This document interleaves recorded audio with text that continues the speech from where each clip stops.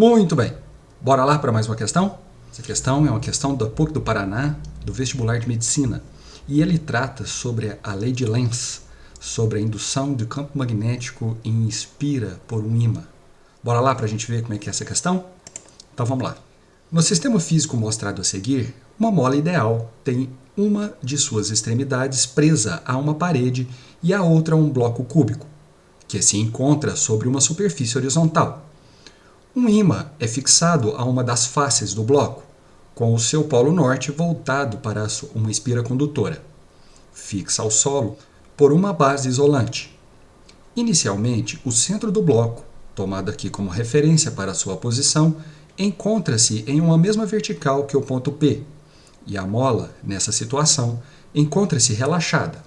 O bloco é então puxado por uma força externa até o ponto A, e depois de liberado a partir do repouso. Passa a se mover voltando ao repouso pela primeira vez no ponto B. Todos os atritos são desprezíveis. A respeito do descrito, analise as afirmativas a seguir. Muito bem, o que está acontecendo aqui? Ele colocou um ímã, puxou essa mola até o ponto A e soltou. E ele quer saber o que vai acontecer. O fundamento teórico para a gente saber o que vai acontecer, eu vou falar agora, que é indução eletromagnética. Nesse caso, a lei de Lenz. O que a lei de Lenz fala? Que se você tiver uma variação do campo magnético, certo? Em torno de um condutor, você vai produzir nesse condutor uma força eletromotriz e, posteriormente, uma corrente elétrica, certo? Eu não sei se você reparou, quando eu estava definindo, que eu disse variação do campo magnético.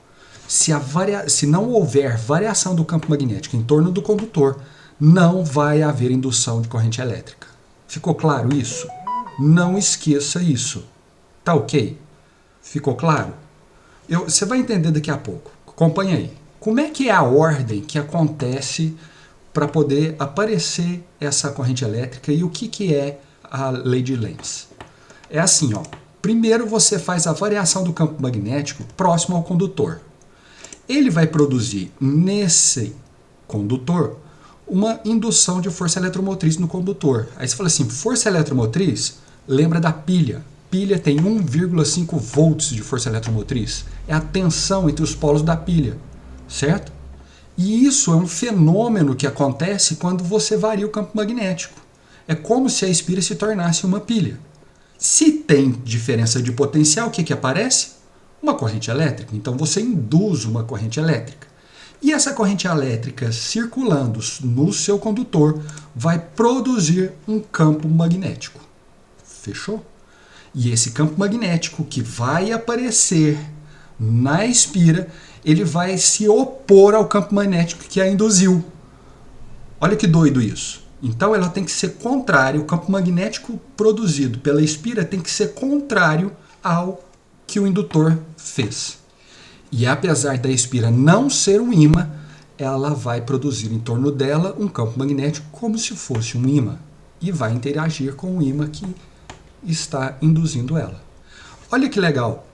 O campo magnético uniforme, como é que você, só de olhar, você consegue definir se ele é uniforme ou não? Através da distância entre as linhas do campo magnético. Olha aqui, ó. No ponto B1, o que está acontecendo aqui? Você tem uma distância entre as linhas. No ponto B2, a distância é a mesma. Houve variação nessas distâncias entre as linhas? Não houve. Significa que eu posso dizer que o campo magnético do ponto B1 é igual ao do ponto B2. Ora, e agora nessa nova situação? Se você olhar aqui em B3, tem uma certa distância entre as linhas do campo magnético. Quando você olhar agora em B4, as distâncias mudaram. Elas são maiores. E essa densidade das linhas te indica a intensidade do campo magnético. Significa que o campo magnético diminuiu, porque a distância entre as linhas aumentaram. Tá feito? Então, o campo magnético aqui na posição B3, ela é maior do que na posição B4. Tá feito? Como que eu calculo a força eletromotriz ou a tensão que é produzida na espira com a aproximação e o afastamento do ímã? Eu calculo como sendo menos a variação do fluxo, tá vendo? Delta Φ. Se não tem variação de fluxo, não tem força eletromotriz. Então é a variação do fluxo pelo tempo. Tá certo? Unidade de variação magnética, do fluxo magnético, é Weber. Você consegue enxergar então que um ímã desse tipo de barra, ele produz um campo magnético variável na sua extremidade. Então, se você aproximar ou afastar, você vai ter uma variação do fluxo dentro da espira. E isso vai produzir uma corrente elétrica induzida. E eu vou dar uma dica agora para vocês para ficar muito fácil, para você não ter problema de indicação do sentido da corrente elétrica e do campo magnético gerado na sua espira. Olha só, se você tem o polo norte se aproximando, a velocidade aqui está para a direita, aproximando da sua espira. O que tem que aparecer na espira? A lei de Lenz também é conhecida como a lei do contra. Então, o que tem que aparecer na espira, na face virada para o ímã, é um polo que seja resistente ao que está acontecendo. Se o ímã está aproximando, você tem que ter alguma coisa que o afaste. Então, na face da espira tem que aparecer um polo norte. E o próprio N que você desenha aqui já indica o sentido da corrente elétrica, que vai ser um sentido anti-horário. Fechou? Então aparece um N, o norte da espira vai repelir o norte do ímã e vai tentar dificultar a aproximação do ímã. Por isso que é a lei do contra. Tá vendo? Vamos ver? E se tiver o sul aproximando? O que tem que aparecer aqui na face da espira? Tem que aparecer o sul. Se aparece o sul, então a sua corrente elétrica induzida vai ter sentido horário. Olha que legal, a própria letra indica o sentido da corrente elétrica. Se o norte estiver afastando, a espira não vai querer que o ímã vá embora. Então o que tem que aparecer? Sul. Sul vai atrair o norte e vai dificultar que o ímã vá embora. Então a corrente elétrica induzida vai ser no sentido horário. E se for o sul que estiver indo embora, o que tem que aparecer aqui na face do espira para que o ímã não vá embora? Tem que aparecer o norte, para que atraia o sul para trás, evite que ela vá embora. Então vai aparecer uma corrente elétrica induzida no sentido anti-horário. Fechou? Regrinha facinha, né? Guarda essa regrinha porque ela vai te resolver muito problema, tá bom? Então agora vamos resolver a questão. Ele no item 1 diz o seguinte: após ser solto, o bloco executa um movimento harmônico simples de amplitude constante, já que a proximidade da espira, que não é um ímã, em nada influencia no seu movimento. Bom, a gente já viu que influencia, né?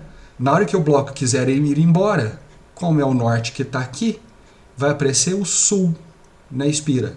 E vai aparecer uma força magnética tentando evitar que o bloco vá embora, resistindo ao movimento. Então, se você olhar aqui o fluxo do campo magnético, o campo magnético vai diminuir e vai aparecer o sul tentando atrair o norte de volta. Tá feito? Então, esse item é falso. Influencia, sim.